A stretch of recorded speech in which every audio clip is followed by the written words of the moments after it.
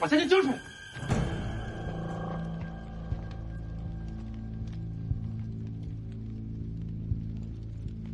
人还不少啊。这就是傻乎乎的山匪。不是他们，奇怪了，这应该是他们的地盘。世子，我常在江湖行走，依我的经验看，占山为王的山匪被换了人，就2种情况。还敢聊天儿？拿我当假人呐？就是，赶紧把钱掏出来！掏出来！快站这边，女的站在这边来。第一种被夺权赶走，男的我们是。那第二种呢？被新势力赶尽杀绝。我们一个也不浪费。小丫头还学着别人拿匕首。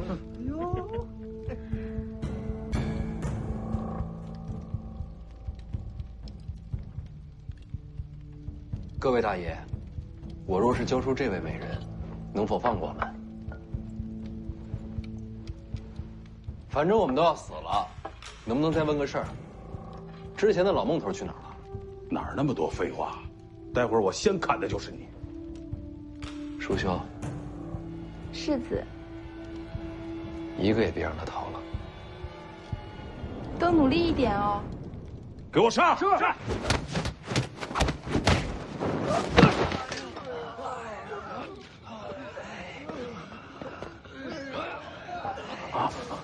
别张嘴走啊！进来聊。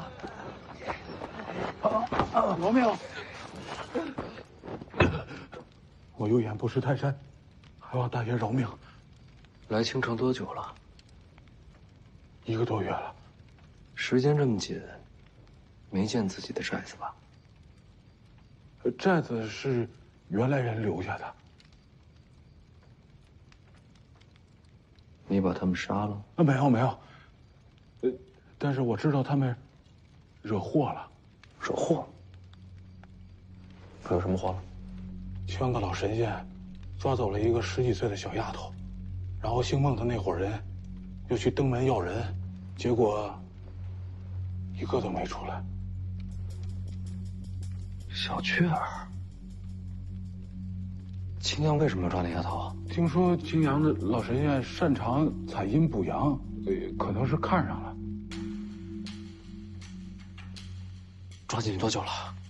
我们来之前的事儿，不到2个月。大爷，你还有什么要问的？我都说了。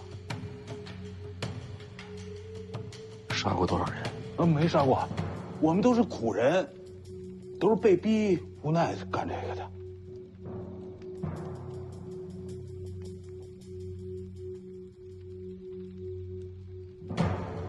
魏爷，在，往南不远有个小坡，过了山窝就是寨子，麻烦魏爷帮我看一眼。好。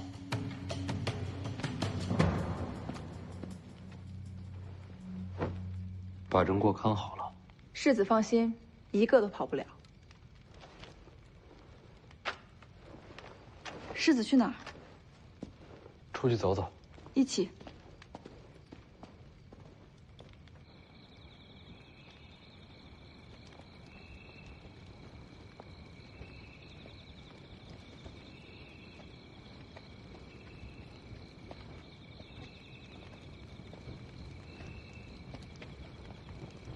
这儿便是阴阳亭，传说青城以此亭为界。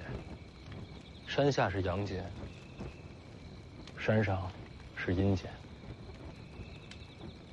阴阳恐怕没这么容易分清吧？是啊，这世上本就是阴阳难分，人鬼莫辨。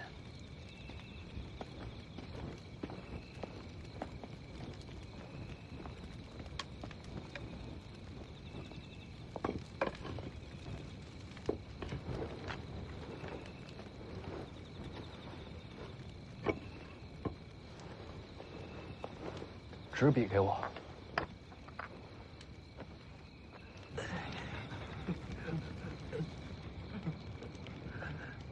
别动。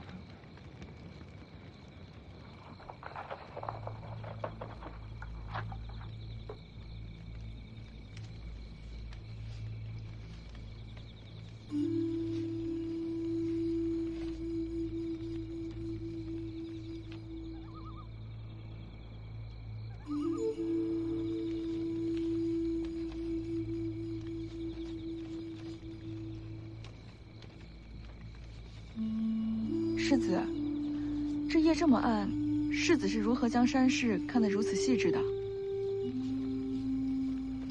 这亭子以前来过，这景色是记下来的。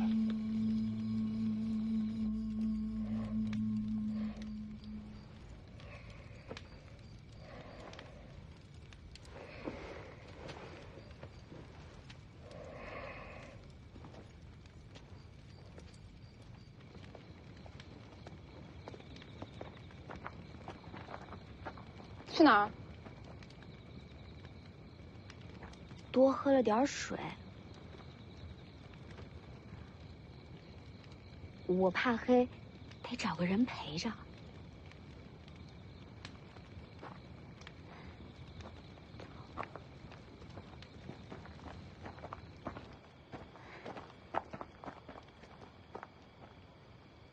又怎么了？现在人少，正好溜走。没地方可去。哎呀，你别在这儿废话了，反正你先跟我走啊，等我把猫带上。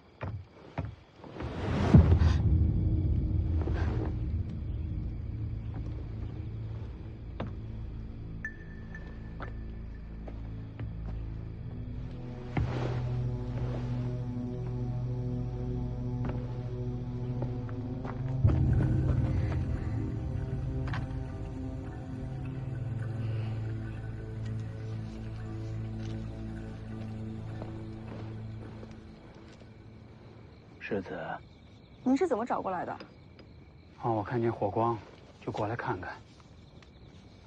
山寨那边怎么样？关了好些女子，都是抢来的，都已经家破人亡了。他们没想着报仇吗？想，可是怕。最后，都走了。那些匪徒，是宋官吗？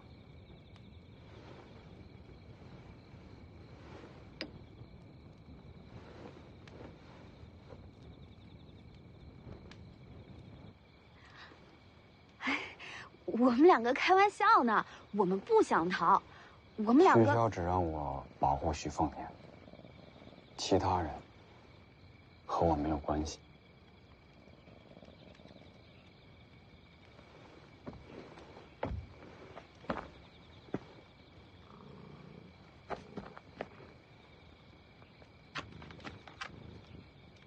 你们走吧，我不拦着。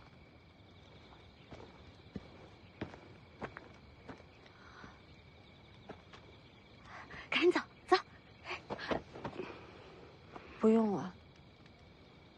北凉离这里不远，我若真跑了，一只信鸽就能把消息送回去。你总得试试吧。没机会，何必徒劳？我。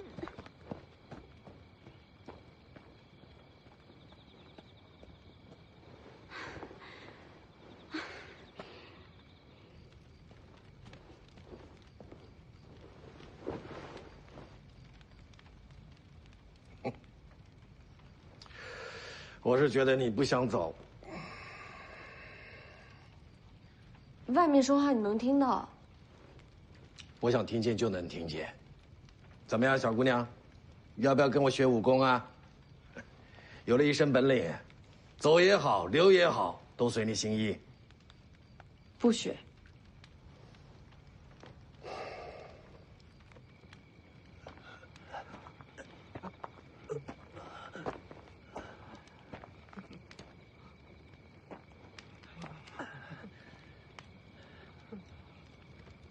世子说了，被伤害的人害怕了，没关系，他们的仇，我们来报。什么意思啊？寨子里面的那些女人的话你可不能信，她们都是贱命啊！我们有很多金银财宝，都可以献给你们，只要你们放过我啊！八空。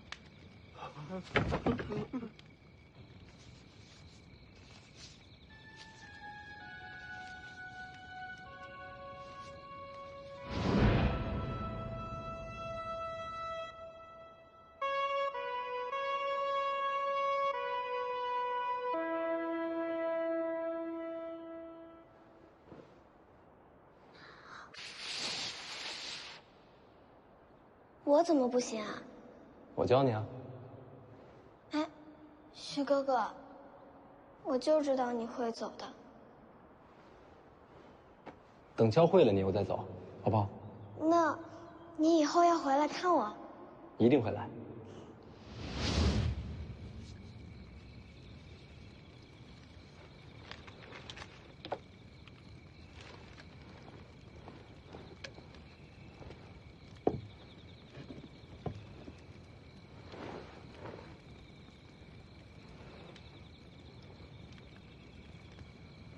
狮子大宰，这是把山势都记下来了。总不能白走了这河山。人都杀了，叔就会去劝他把人埋了。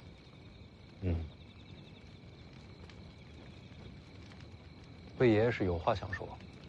世子，为什么不把他们送去官府？我送去的人，官府未必会杀。跟北凉有仇的，朝廷都会保。当然，这些只是些山匪，无足轻重。但我就是怕万一啊，这么多条人命的仇，不想让他们有机会逃出生路。那些山匪也是罪有应得。不是所有的山匪都这样的。当年老孟头，别说杀人了，打劫的时候遇到苦命人，他还要自掏腰包。我跟老黄身无分文被他给劫了，走的时候他倒给我们好多钱。那也算义匪，根本就不能算是匪，只是活不下去的山民罢了。他们老弱妇孺都有，还有个小丫头，叫做小雀儿，天天缠着我，跟我学吹叶子，还老是偷老孟头的肉干给我。就是那个被抓去青阳派的小丫头。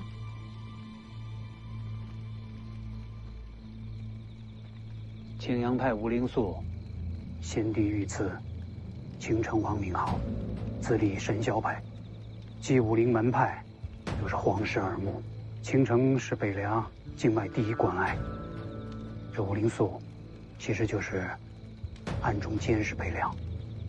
我知道，这次路过青城山，本来打算好了，要避开青阳派的。世子做得对，此时正跟朝廷保世袭罔替，就不能和吴灵素起争执。我答应过小雀儿，要回来找他。被抓这么久了，到如今什么都晚了。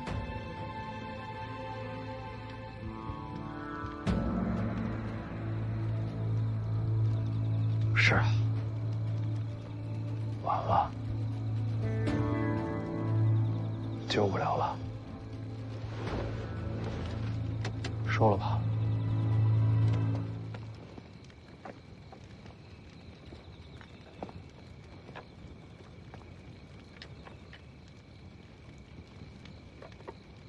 成大使者需借机用人，权衡利弊。反正人已经没法救了，这账大不了将来再算。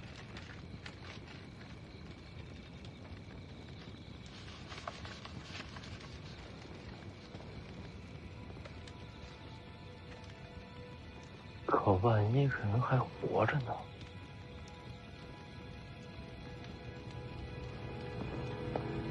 世子，大局为重。魏爷爷，我恐怕不是干大事的人，我要闯着青城山。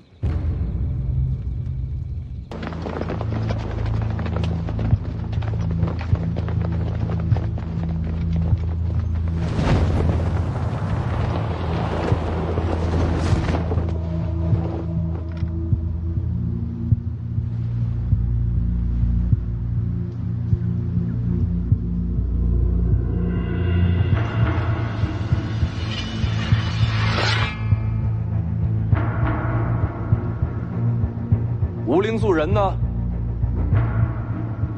看这石碑，先皇御笔。不管你是何人，下马说话。这字儿也不怎么样。找死！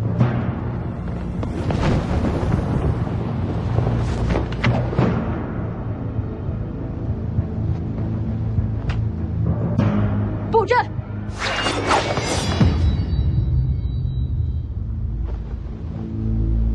神霄剑阵，谁破一个给我看看？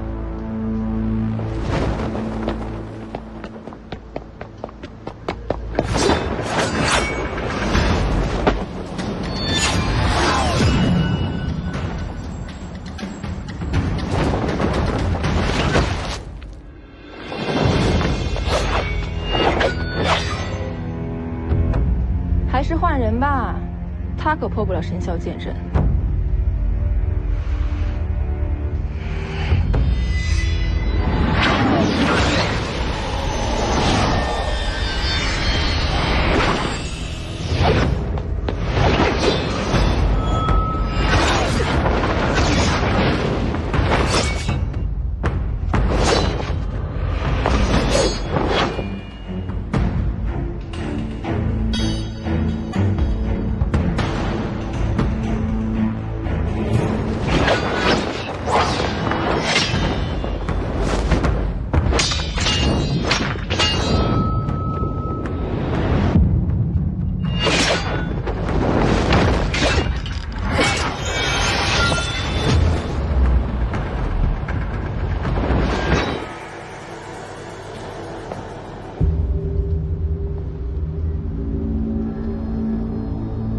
这小子是不是变强了？用的是赤霞剑诀，很高明的剑术吗？高明个屁！靠气血内爆才借来一点力气，用的越多伤的越深，练这个的都活不久。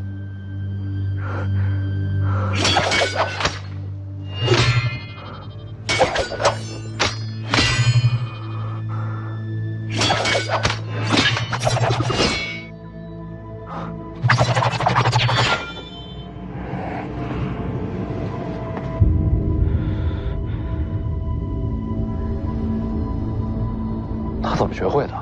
王爷给他的。许萧匡的。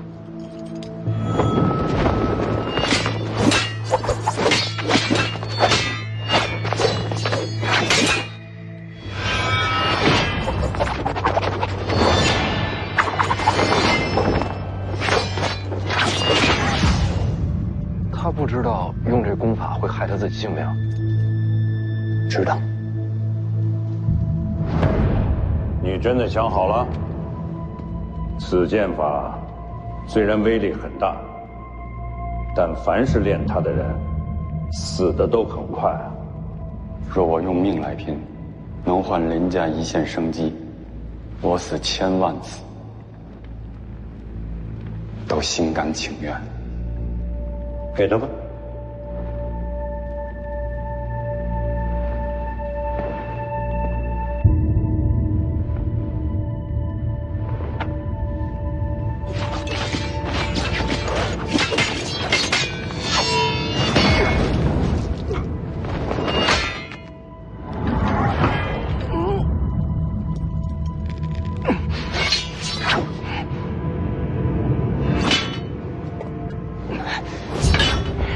咱们猜猜看，他还要撑多久会有金本苦？我猜1个时辰。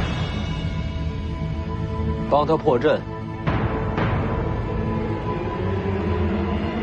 我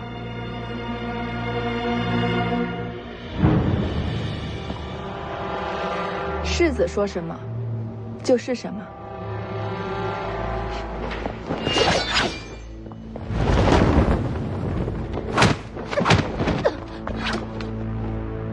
卑鄙！你们这么多人打他一个，还说我们卑鄙，没道理吧？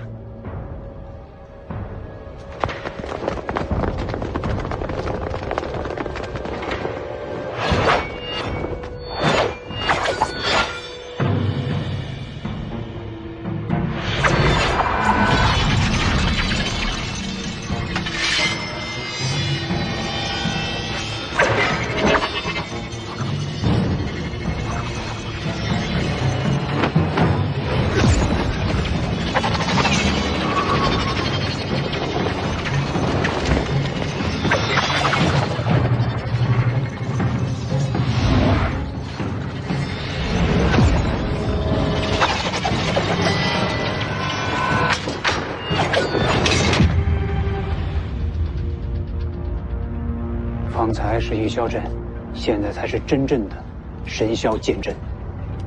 很强。唯有李先生出手，方能破阵。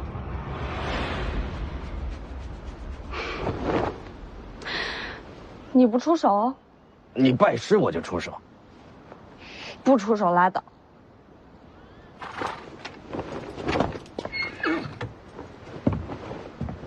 我也试试这剑阵。世子，世子，却莫以身试险。是我惹的祸事，不能躲在一边。我陪世子冲阵。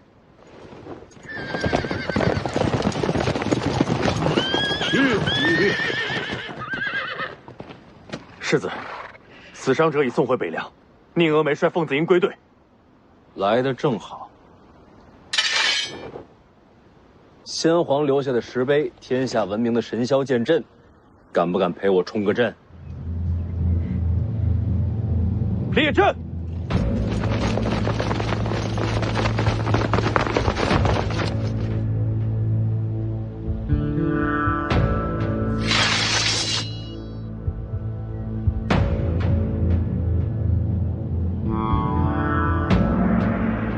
阁下到底是谁？徐凤年，北凉世子。这青城不是北凉，你率众闯山，到底想要什么？有个叫老孟头的土匪，还有一个叫小雀儿的丫头，再就是和老孟头一块儿的山贼，有一个算一个，活要见人，死要见尸。没见过，那就没得谈了。徐哥哥，小雀儿，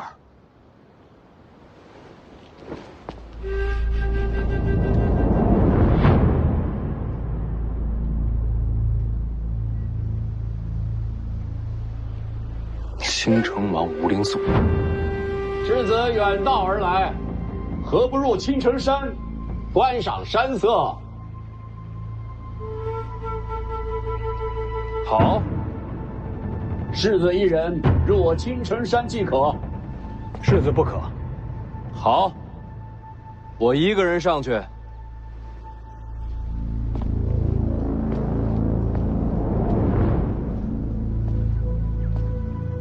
辛苦了，都退回去吧。还没到青州呢，你不能死。当然。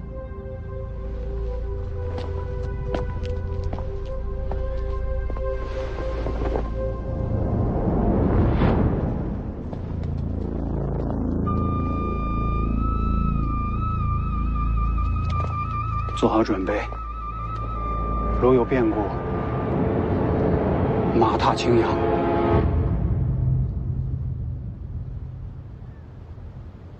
这小子是傻了，真的就一个人静下来。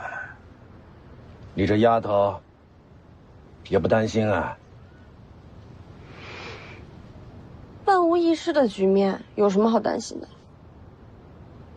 你是说我肯定会出手救他？不如赌500钱。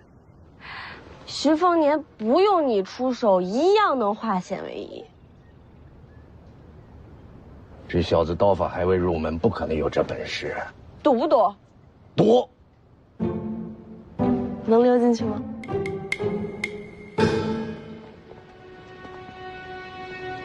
到了。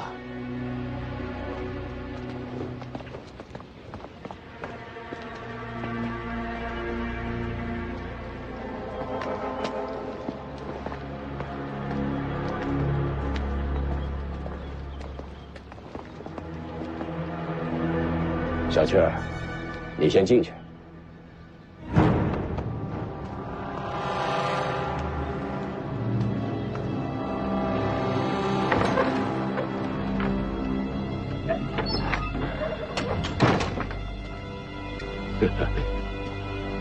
我没想到，世子还真敢进来。把人给我。闯青阳派。就是为了这个山野丫头，你开条件。刚才为你闯阵的那一男一女，是你的侍卫吧？对青阳派无礼，我要他们的命。可以，把人给我，那2个交给你。世子现在就出去，把2个人都拿来。买卖不是这么谈的。这不是买卖。世子入了青城山，命就在我手里，你没得选。这就骗不下去了。你觉得这小子接下来该怎么办？怎么办？谈不了就打呗。他还敢动手啊？怕什么？现在骑虎难下的是那姓吴的。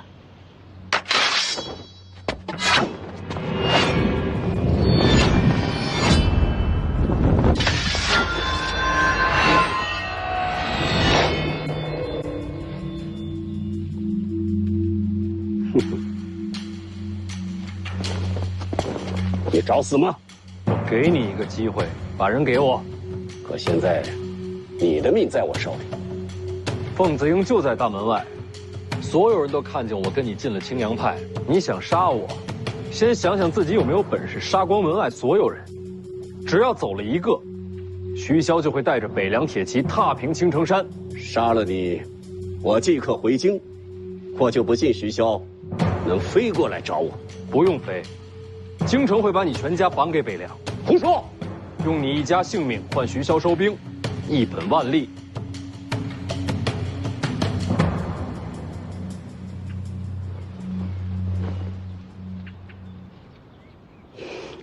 你输了。你一早就明白这局面了。这有什么难的？区区一个青阳，怎么敢明面里杀北凉世子？所以徐凤年孤身入山门是有恃无恐。这家伙贼得很，怎么会去送死？没想到你是他的知己啊！你才知己。记得500钱。世子名不虚传。贪花好色吗？难怪他一直夸你。谁夸我？说什么呢？行了，人你交给我吧。京城那边就说我仗势欺人，皇室不会怪你。不急，有人想见你。老孟头没死，有眼光，有胆识，世子很了不起。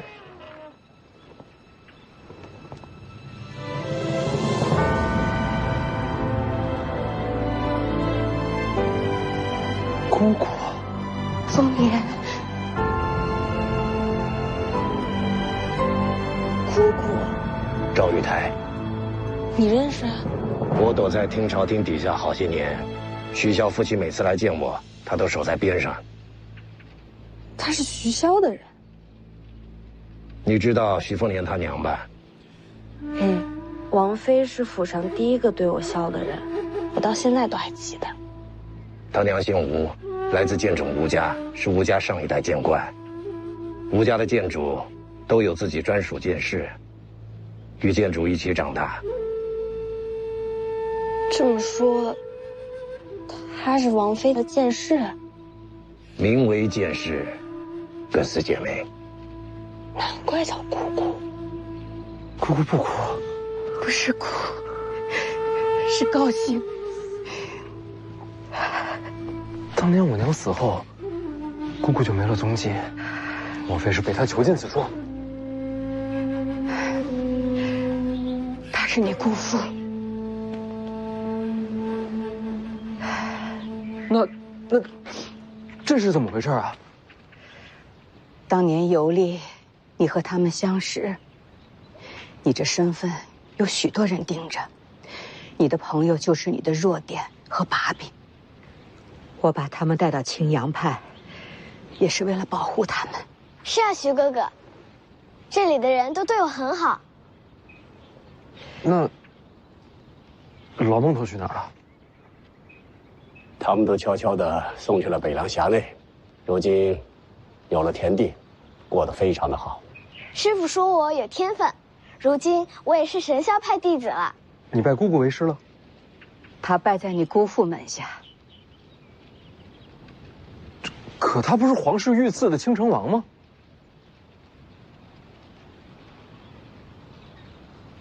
这么多年青阳派仇视北凉，全是假的？是反间，替北凉盯着京城呢。这事徐骁知道？自然知道。你们俩好好聊着，我去周围看看，免得让人瞧见。徐哥哥，我待会儿再来找你。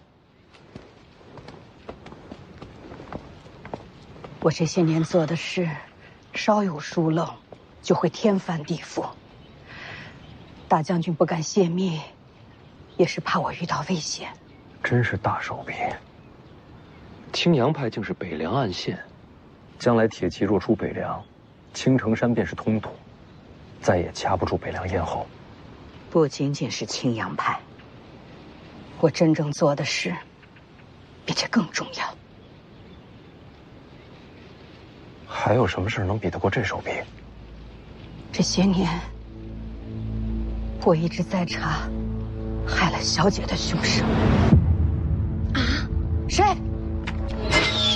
世子，快走！姑姑没事，自己人。你家的事我懒得听。你怎么在那儿啊？都怪这老头。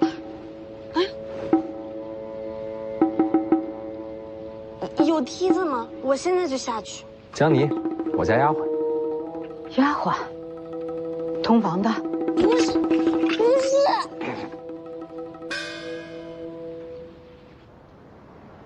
这还没出来，咱们冲进去。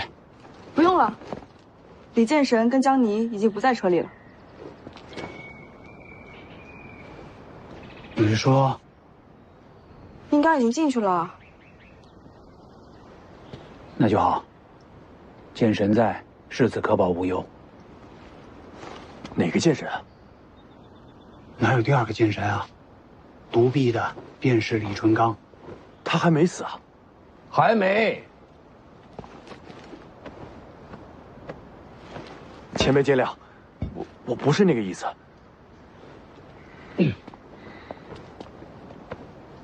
敢问前辈，世子呢？里面。那您怎么出来了？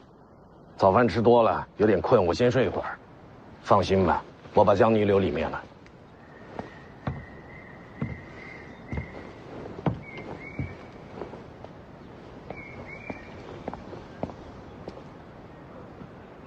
这把江妮留里面有什么用啊？既然前辈回来了，那应该是不会有什么大事儿。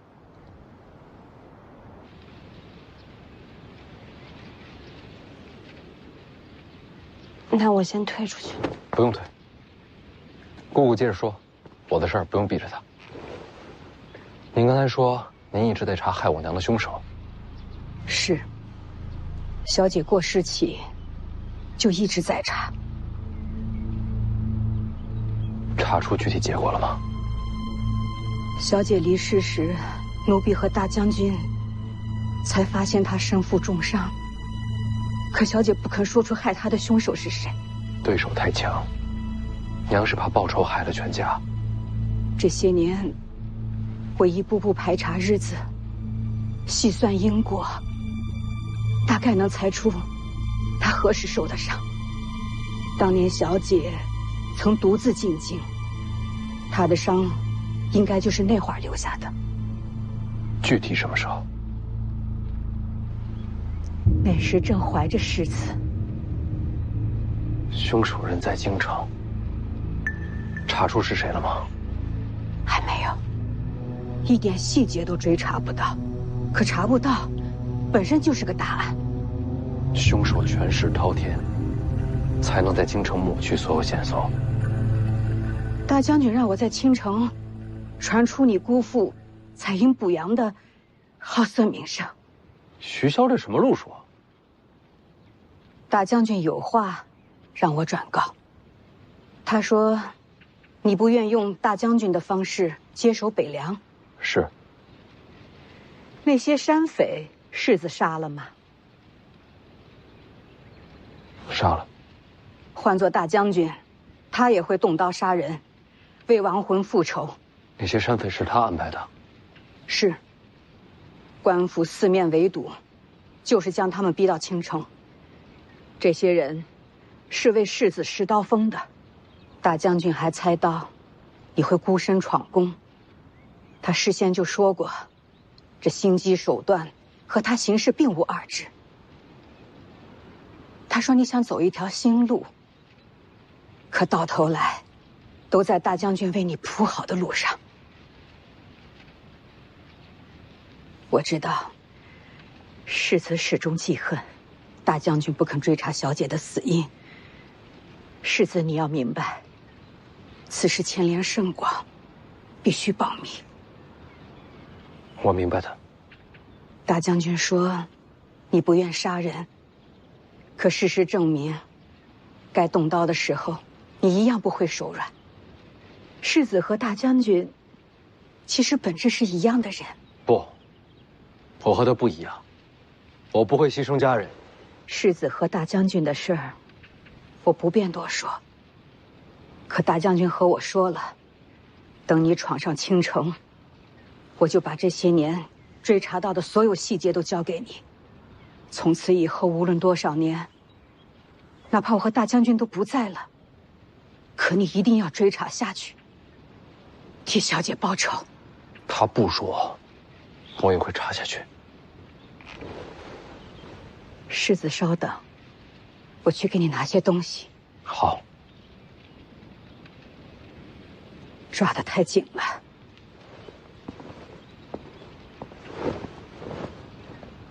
疼吗？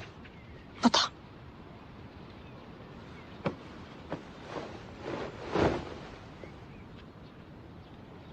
对不起，你怎么也不很疼啊？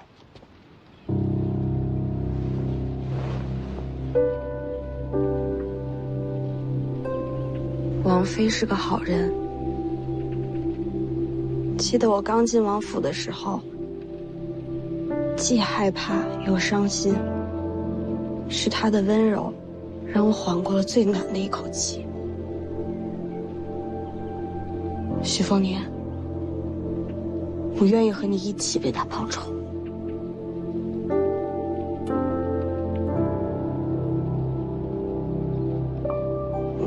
但我和你还是照样势不两立的。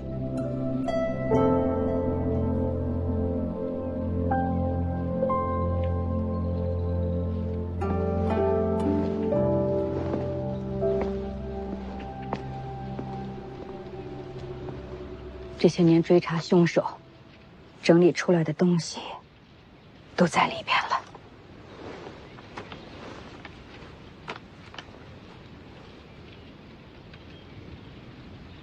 姑姑何时嫁给了吴灵素啊？在入神霄派之前就嫁了，当时有了世珍，她和世子差不多大。人在哪儿？在京城。你姑父被封青城王，受命与北凉抗衡。说起来权势不小。是被当成了人质。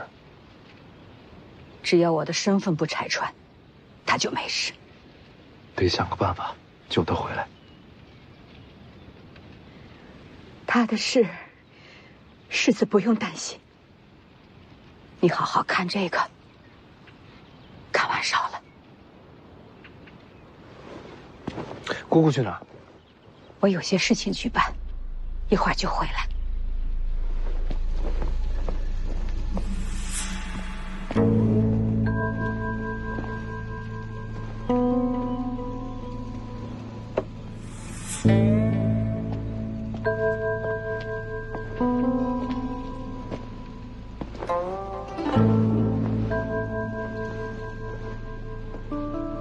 要不你读给我听，还是一字一文？你疯了吧？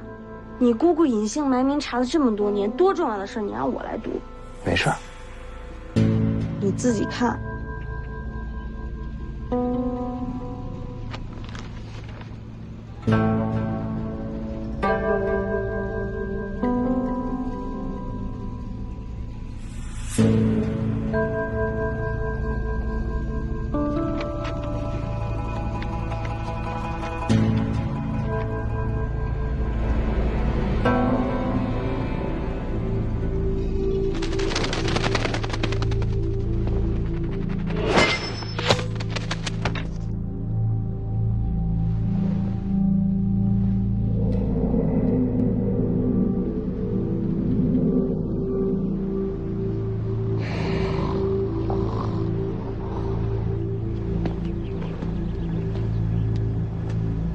送的什么消息？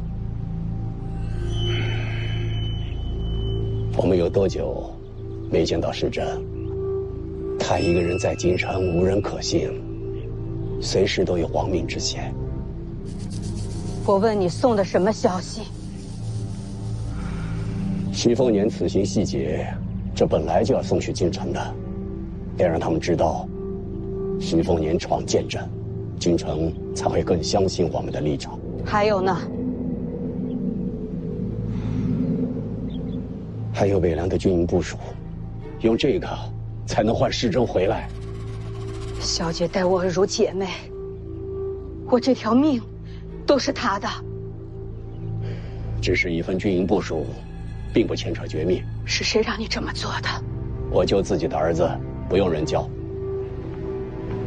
打世珍最后一次传书回来，你就开始心神不宁。是他叫你这么做的。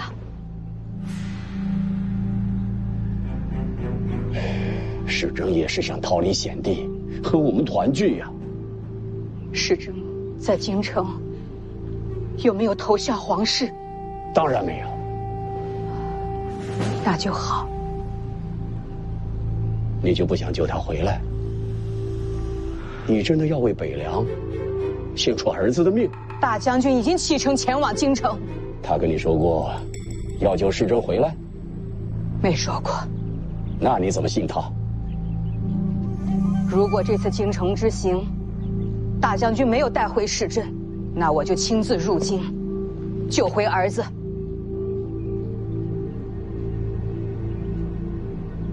如果你真要把北凉的军情送去京城，那我就只能在小姐的灵前自尽。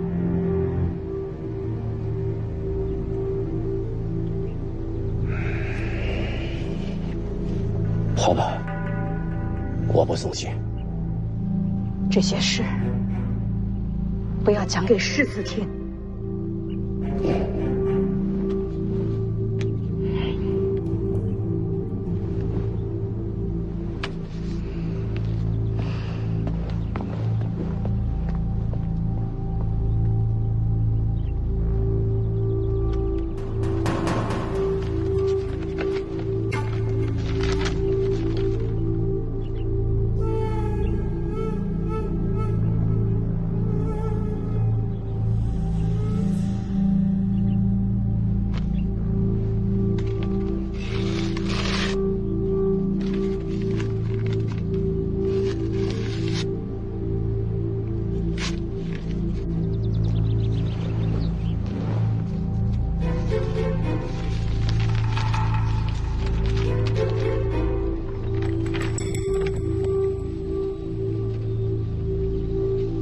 看完了。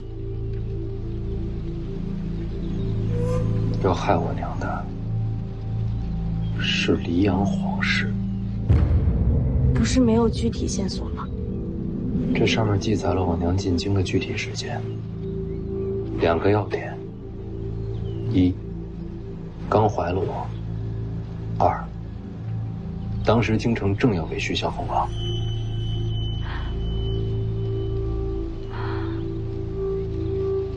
黎阳朝给你爹封王是无奈之举，他扫灭6国，不封王，天下人都会心寒。但黎阳皇室绝不希望北凉大军有一个少主。所以我娘怀孕，是皇室最害怕见到的事情。那你的仇人是黎阳皇室啊？是。这结论你爹也能推出来，他为什么不起兵杀进京城？北凉若反，天下必将分崩离析，又不知道要死多少人。因为这个仇都不报了。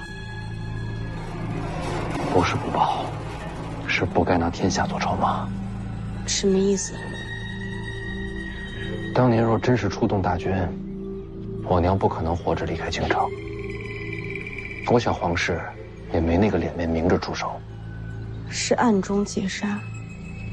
我娘是吴家剑种近100年来第一天才，要想杀她，定是高手。恐怕不止一个。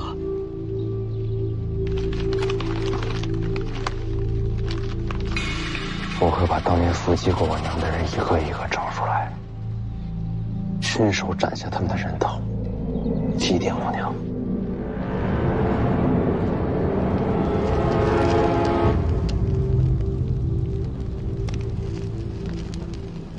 总有一天，我会亲自去京城查明真相。你娘有东西留给你，是什么？跟我来。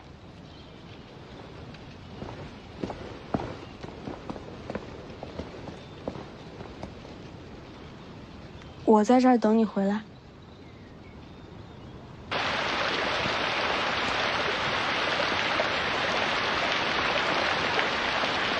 这儿已经离青阳派很远了吧？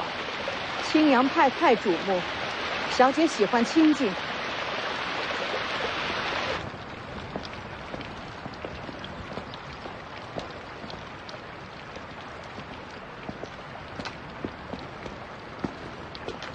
这是什么？我和小姐出自吴家。我知道，吴家剑种曾是天下剑道之宗。早就不是了。李淳罡、邓太阿、剑九皇，天下用剑强者层出不穷。吴家气运上，已然输了半筹。毕竟底子还在。有底子，也有规矩。当年吴家不许小姐和大将军相近，小姐和吴家决裂，白马走辽东，两人才走到了一起。也才有了世子。吴家一定信封了。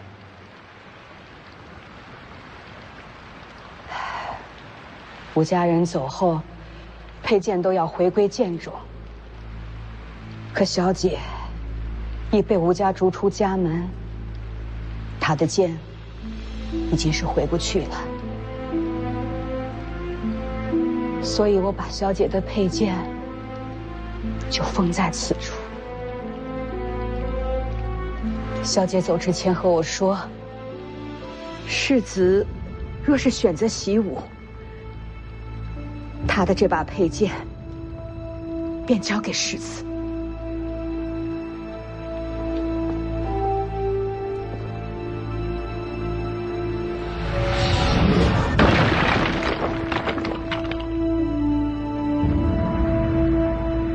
北凉纵横天下，小姐手中剑曾让天下英雄低头。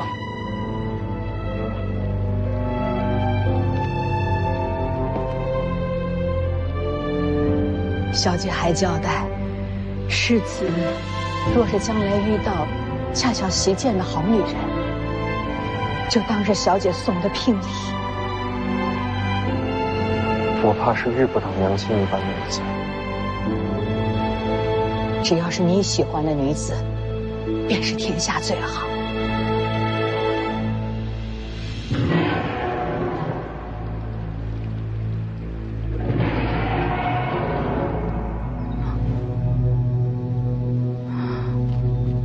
山里的大家伙，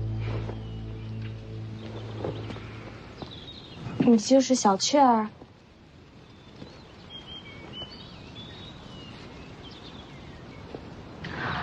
大家伙是老虎吗？是怪物。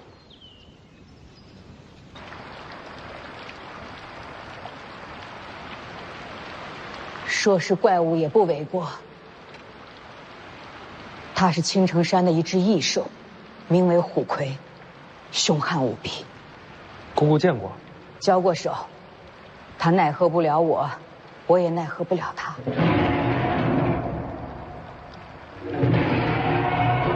是在争斗。奇怪了，青城山并无野兽能与他对敌。徐凤年，等会儿就回来了。徐哥哥人挺好的，还教我吹叶子。当时我就想过了，有机会要亲自做个媒，给他找个好姻缘。不过现在有你了。等一等，什么就有我了？跟我有什么关系啊？替他找的合适的，就是可惜，总觉得他该配天上仙女。走吧。这就走了？嗯。小雀儿，要不要跟我们一起？西哥哥，我刚才已经把你的事儿放下了。放哪儿了？所以我就不能跟你走了。啊，留这儿也好。这次时间太紧，等我出巡回来再来找你。好，我等你。一言为定。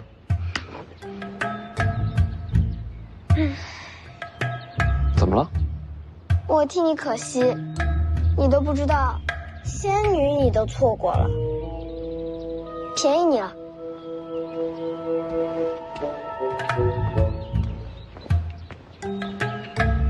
我错过什么了？怎么就便宜你了？别问了，这是你娘给你的。大梁龙雀，我娘的佩剑。你不是学刀的吗？这也是我娘给我将来媳妇的聘礼。拿剑做聘礼，有点凶险吧？给。你干嘛？你是我丫鬟啊，你不替我捧剑，还我自己拿着啊？是这意思。不然呢？没不然。你姑姑呢？姑姑不能送我出去，不能泄露我和姑姑的关系，要让天下人觉得我与青阳派为敌。嗯，我明白。所以你也不能从大门走。嗯？我进青阳派，背个剑匣子出去，说不过去吧？所以呢？所以你从侧门走，从林子里绕到前面山路去，我让马车在拐角等你。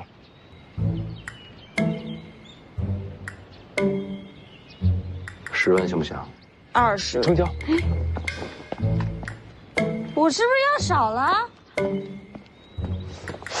不对啊。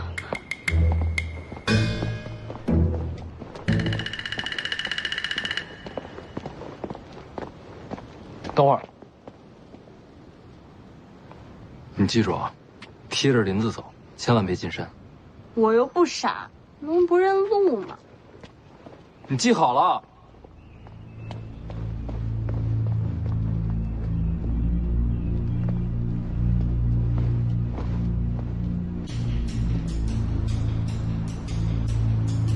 哎，出来了。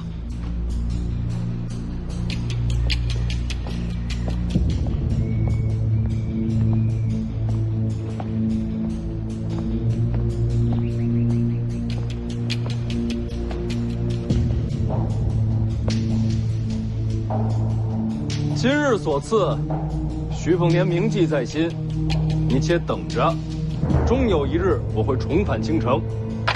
让他走吧。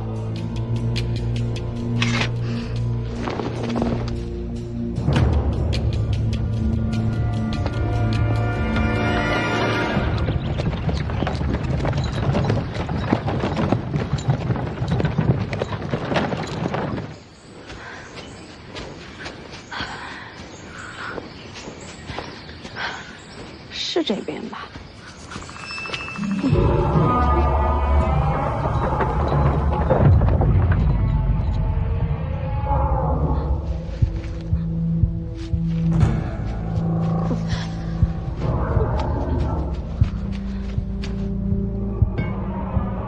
听着吼声，像是遇到了绝境。奇怪了，这什么怪兽，敢和虎魁争斗呢？韦爷、青娘，随我进列。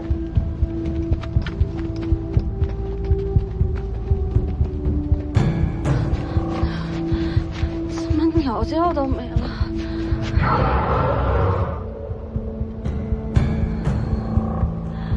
徐凤年，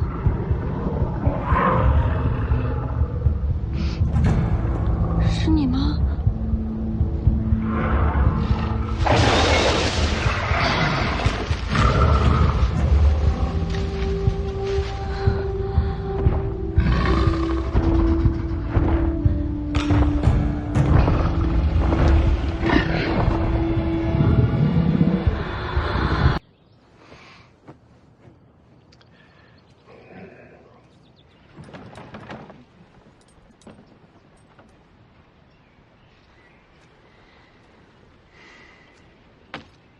信任的都跟进林子了，不信任的都留下了。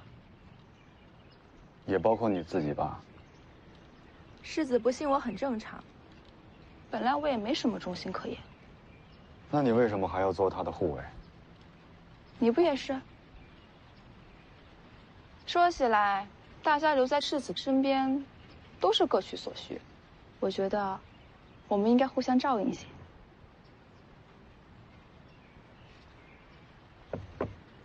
你也一样。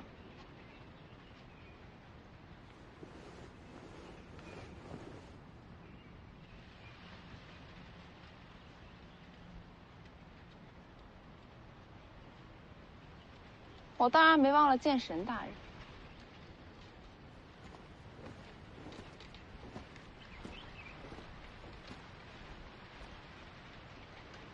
剑神大人和徐骁没有什么牵连。我猜，你护送世子东行，应该也是答应了什么条件吧？剑神大人曾傲视天下。您知不知道有门功法叫白帝抱朴诀？不瞒前辈，小女子投效徐家就是为了这套功法。若先生记得这个，淑修愿改投前辈门下。滚开！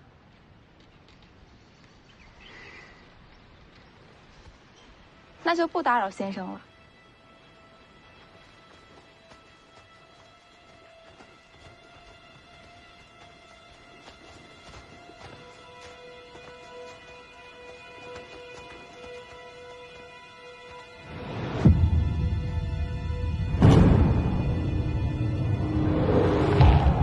有猛兽经过，江宁，不会遇险了吧？应该不会。你就不怕我把这些话告诉徐凤年吗？随你怎么说，你有想要的东西，他们只会更放心。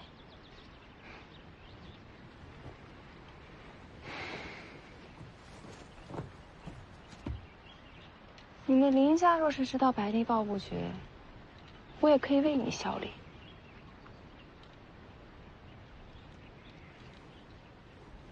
我叫吕钱塘。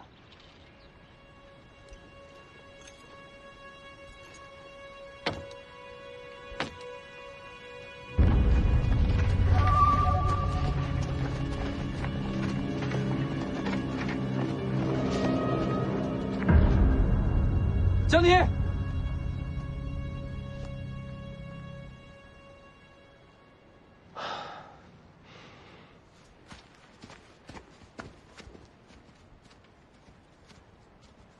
没事吧？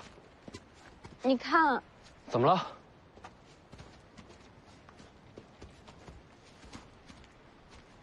哇，虎魁已经死了。也不知道是什么杀了虎魁。我看见了，从我跟前跑过去的。他没袭击你？没有，他都没停，直接跑。长什么样？跑太快没看清，就看见是黑白杂色，而且背上还背了个人，一晃而过，就看见背影，还扛了一根向日葵。江湖上有这号人物吗？倒没听说过。小心，没死透。